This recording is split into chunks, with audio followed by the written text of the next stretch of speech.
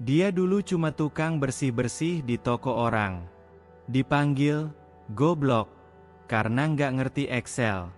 Ditertawakan karena cuma lulusan SMP. Tapi hari ini, toko yang dulu ngeledek dia, sekarang jadi miliknya. Bahkan orang-orang yang dulu merendahkannya, sekarang ngantri minta kerja. Ini bukan cerita drama. Ini kenyataan. Dan kamu harus dengar sampai akhir. Assalamualaikum sahabat semua. Selamat datang di channel ini, tempat kita belajar dari kisah nyata yang menggetarkan hati. Semoga kalian semua diberikan kesehatan, umur panjang, dan rezeki yang halal berlimpah.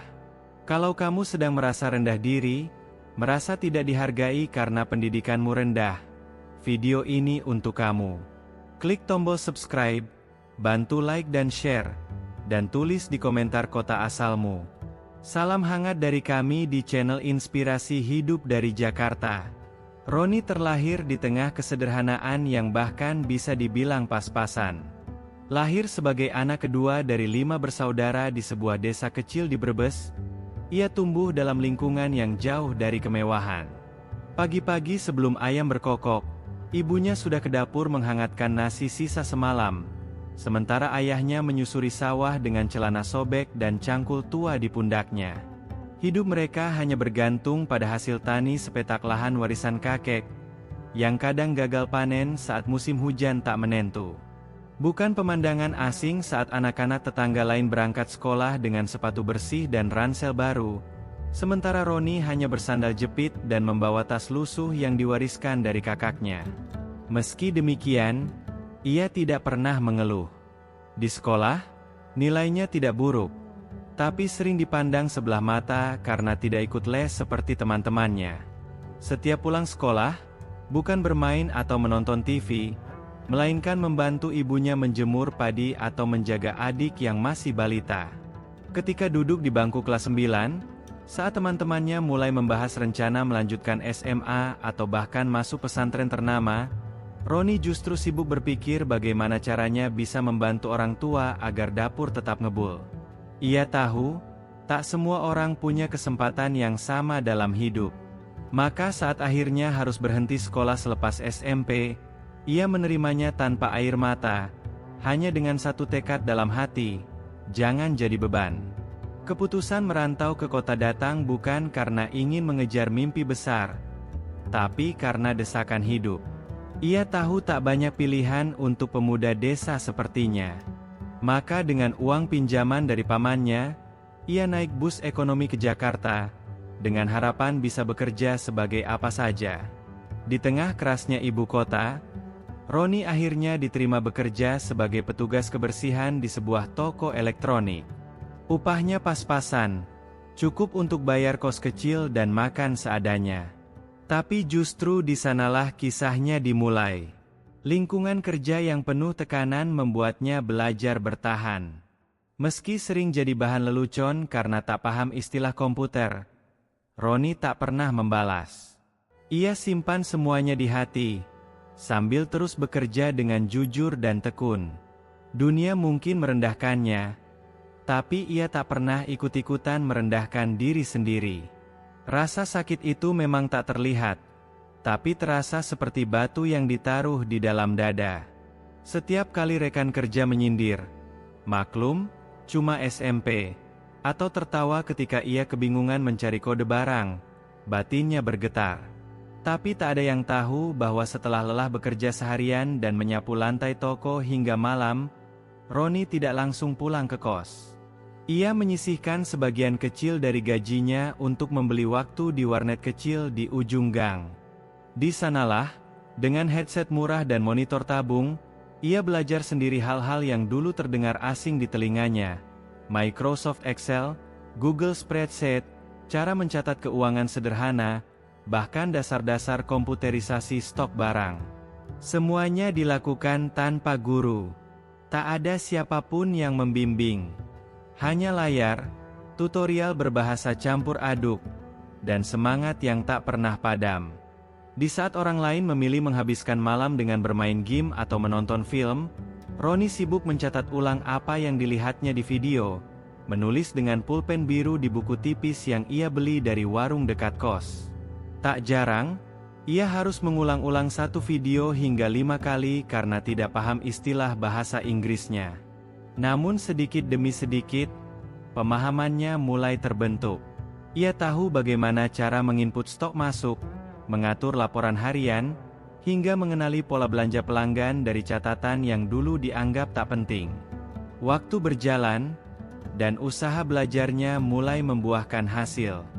Atasannya yang awalnya meremehkan, mulai mempercayakan gudang padanya.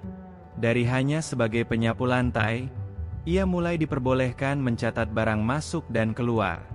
Tapi kepercayaan itu tak datang dengan pujian. Justru kecemburuan tumbuh dari rekan kerja lain. Mereka menyindir dengan halus, menuduhnya cari muka atau menjilat bos. Apalagi ketika anak pemilik toko yang lulusan luar negeri mulai terlibat dalam manajemen. Dengan setelan rapi dan cara bicara berkelas, ia suka mengolok-olok logat Roni yang medok. Tapi sekali lagi, semua disimpan dalam hati. Yang ia tahu, orang yang bekerja dengan jujur dan sungguh-sungguh tak akan kalah oleh ejekan. Keadaan memang tak langsung berubah drastis, tapi Roni tahu, pelan-pelan ia sedang menanam sesuatu. Ilmu yang ia pelajari di malam hari mulai membentuk pondasi kecil di benaknya. Setiap langkah yang ia ambil mungkin kecil, tapi pasti. Ia menolak menyerah pada nasib. Dalam diam, ia menyiapkan balasan terbaik untuk semua tawa sinis yang selama ini mengarah padanya. Bukan dengan kemarahan, tapi dengan pembuktian. Hari itu suasana toko elektronik berubah mencekam.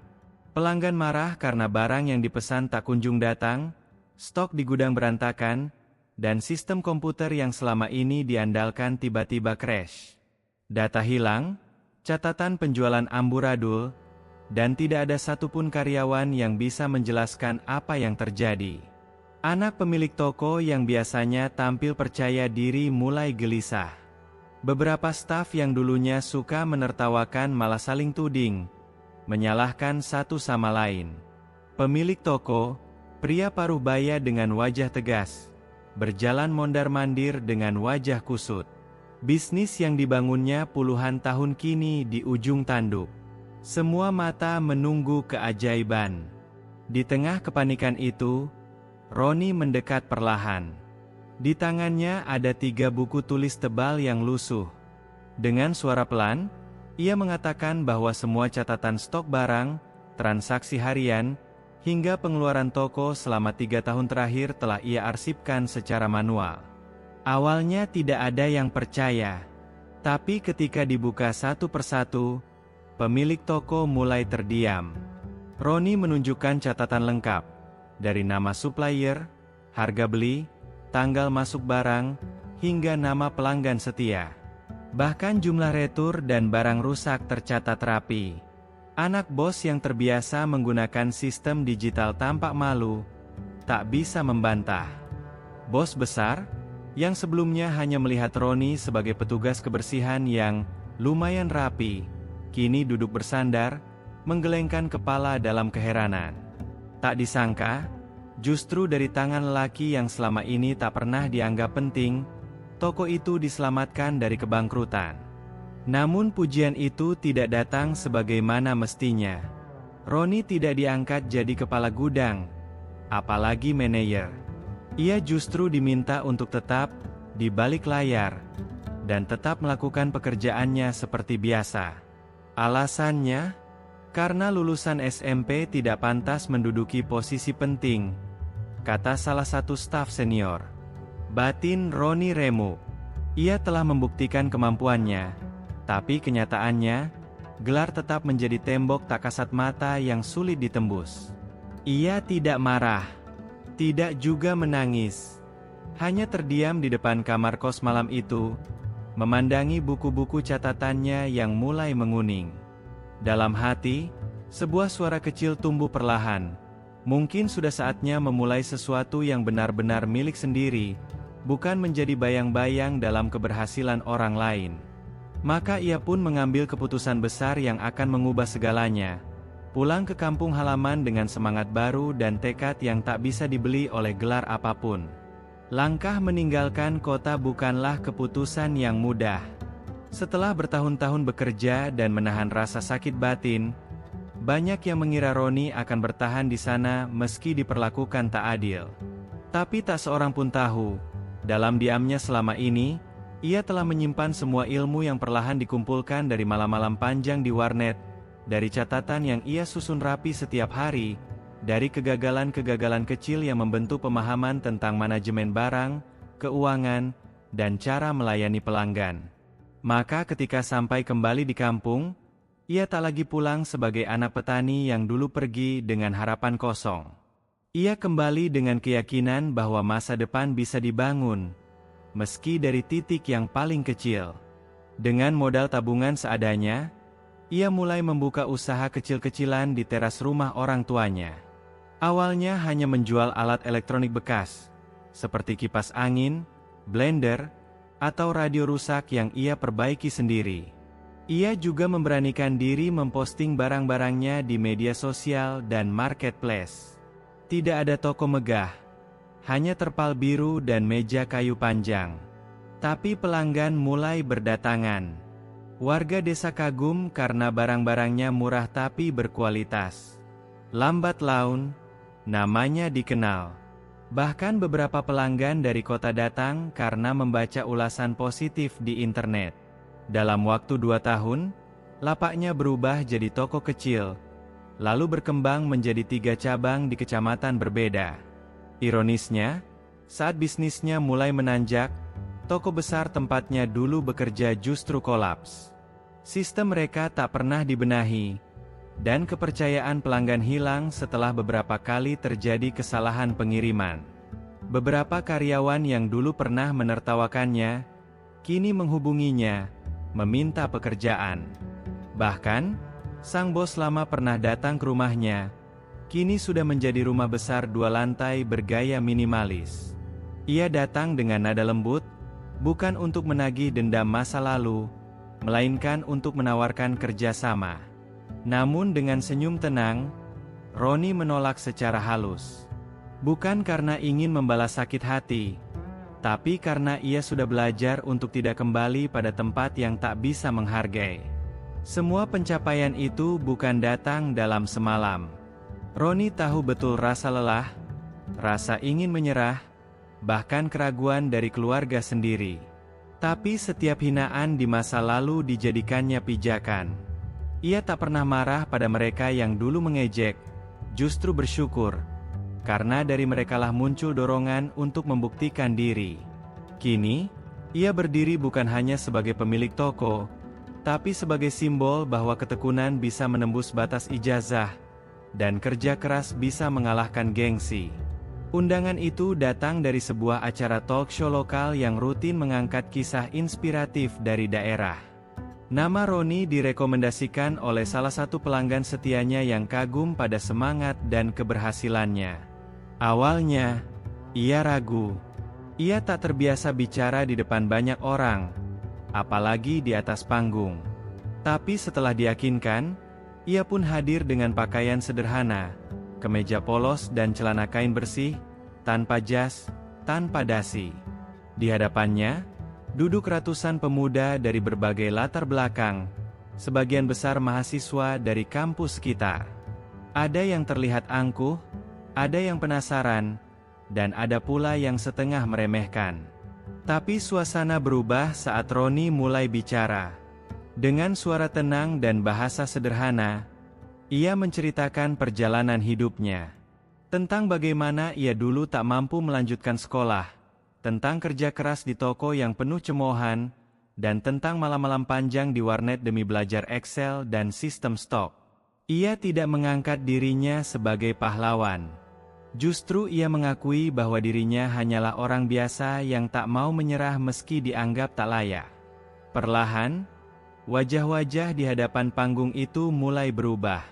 Sorot mata yang tadi sinis mulai melembut. Beberapa mulai mencatat, bahkan ada yang menunduk dalam-dalam, seakan merasa malu karena dulu pernah menilai rendah orang dengan pendidikan minim. Puncaknya adalah saat sang moderator bertanya, "Apa pesan Anda untuk generasi muda yang takut gagal hanya karena tidak punya gelar tinggi?" Roni menatap seisi ruangan, lalu menjawab pelan tapi tegas, "Gelar bisa jadi pembuka pintu, tapi karakter yang akan menentukan apakah pintu itu tetap terbuka." Banyak orang yang bangga pada ijazahnya, tapi lupa belajar menjadi orang yang dibutuhkan. Kalimat itu menggema. Satu studio terdiam. Tidak ada tepuk tangan meriah, tapi hening yang menyentuh. Bahkan beberapa dosen yang hadir pun tampak mengangguk perlahan. Di belakang panggung, usai acara, banyak anak muda menghampiri. Beberapa minta foto, beberapa lagi curhat soal hidup yang mulai terasa berat. Roni mendengarkan semuanya tanpa membanggakan diri. Baginya, jika bisa menjadi alasan orang lain untuk tetap semangat, itu jauh lebih berarti dibanding sekadar disebut sukses. Karena bagi seseorang yang pernah dicap bodoh, melihat orang lain bangkit dari keterpurukan adalah bentuk kemenangan yang paling utuh. Kini, nama Roni bukan hanya dikenal di desanya, tapi juga mulai diperbincangkan di tingkat kabupaten. Ia bukan selebriti, bukan pula pejabat, tapi kisah hidupnya menyentuh banyak hati. Ia sering diundang ke sekolah-sekolah untuk berbagi cerita, khususnya kepada siswa-siswa yang hampir putus sekolah atau kehilangan semangat karena tekanan ekonomi. Ia datang bukan dengan materi presentasi, melainkan dengan kehadiran yang nyata, sosok yang membuktikan bahwa seseorang bisa bangkit dari titik paling bawah. Kehadirannya membuat anak-anak itu merasa dimengerti, merasa tidak sendirian. Dan itulah yang menjadi kekuatannya, bukan sekadar berbicara, tapi hadir sebagai bukti hidup. Selain membuka 3 cabang toko elektronik, Roni juga mendirikan pelatihan gratis bagi anak muda di sekitar desanya. Di sana, mereka diajari cara memperbaiki peralatan rumah tangga, mengelola keuangan sederhana, hingga memasarkan barang lewat media sosial. Tak ada biaya, tak ada syarat ijazah. Yang penting punya kemauan belajar. Anak-anak yang dulunya nganggur kini bisa punya penghasilan sendiri. Bahkan beberapa dari mereka kemudian membuka usaha kecil-kecilan sendiri. Roni tidak hanya membangun bisnis, tapi juga menghidupkan harapan banyak orang yang dulu merasa tak punya masa depan. Bahkan orang-orang yang dulu pernah meremehkannya kini datang dengan wajah berbeda. Beberapa datang meminta maaf, sebagian lain dengan rendah hati meminta nasihat. Tidak ada dendam di hatinya. Ia menyambut mereka semua dengan tangan terbuka. "Kalau bukan karena ejekan kalian, mungkin saya tidak akan punya dorongan untuk membuktikan," ujarnya satu waktu, dengan senyum tulus. Kalimat itu tidak menyindir, tapi justru menunjukkan bahwa kebesaran hati adalah bentuk tertinggi dari kemenangan.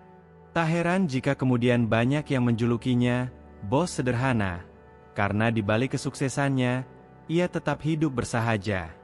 Roni mengerti satu hal penting dalam hidup, bahwa manusia dinilai bukan dari apa yang tertulis di ijazah, tapi dari apa yang diperjuangkan dalam diam. Ia tahu betapa dunia sering memberi label hanya karena latar belakang pendidikan, tapi ia juga tahu bahwa hidup terlalu luas untuk dibatasi oleh selembar kertas. Apa yang dulu dianggap sebagai kekurangan, kini justru jadi kelebihan. Karena dari keterbatasan itulah lahir kekuatan.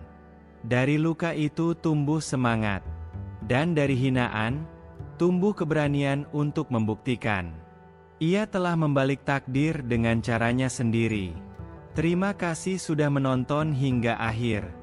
Semoga kisah ini membuka mata dan hati kita semua. Klik like, subscribe, dan bagikan ke teman-teman yang mungkin sedang merasa kecil.